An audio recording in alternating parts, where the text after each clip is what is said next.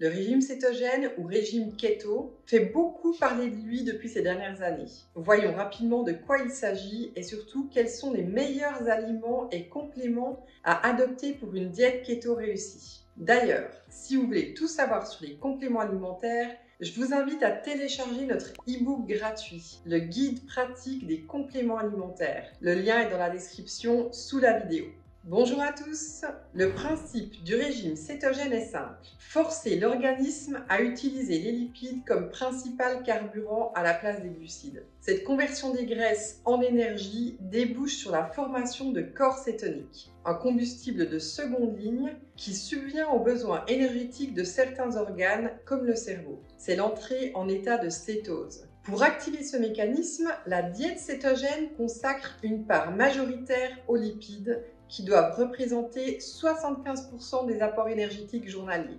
En parallèle, les glucides sont drastiquement diminués et ne constituent plus que 5% de l'addition calorique totale. Très populaire aujourd'hui, le régime cétogène remonte pourtant à 1920. Il était alors préconisé pour réduire la fréquence des crises chez les enfants épileptiques. On s'est toutefois aperçu qu'il engendrait diverses modifications métaboliques susceptibles d'apporter des bénéfices pour la santé. La diète keto séduit notamment les personnes qui souhaitent perdre du poids. On constate effectivement une fonte assez spectaculaire durant la première phase du régime. Dans un second temps, l'état de cétose provoque notamment une diminution nette de l'appétit qui conduit à réduire tout naturellement ses apports caloriques. Précisons également que l'intérêt du régime cétogène est à l'étude dans le diabète ainsi que dans les maladies neurodégénératives. Listons maintenant les aliments autorisés dans le régime cétogène. Comme nous l'avons vu, le régime cétogène est axé sur une forte consommation de lipides. Vous devez donc mettre au menu des aliments riches en gras et si possible en bons gras. Je vous recommande de ne pas vous focaliser uniquement sur les viandes grasses ou sur la charcuterie. Elles renferment surtout des acides gras saturés à chaîne longue, accusés de favoriser en excès les maladies cardiovasculaires. Je vous conseille en revanche de mettre l'accent sur l'avocat, les olives ou les fruits oléagineux comme les amandes riches en gras monoinsaturés. Les oméga 3 contenus dans le poisson gras, les graines de lin, les noix ou l'huile de colza jouent un rôle essentiel dans la normalisation du cholestérol sanguin et dans la régulation de la tension artérielle. Ils méritent donc une place de choix dans le régime keto. Les fromages à pâte dure comme l'emmental ou le comté doivent être préférés aux fromages frais ou aux yaourts car ils sont dépourvus de lactose, qui rappelons-le est un sucre. Il est également important de conserver en parallèle un bon apport en protéines qui doivent représenter 20% de la ration calorique journalière. Veillez donc à consommer de la viande, du poisson, des œufs ou du tofu à chaque repas. Les légumes verts à feuilles ou les choux, pauvres en glucides, peuvent compléter votre assiette. Les fruits les moins sucrés comme les fruits rouges ou le citron sont admis en très faible quantité, pas plus de 50 grammes par jour. Et pour conserver la notion de plaisir, vous pouvez craquer pour un petit carré de chocolat noir à plus de 85% de cacao.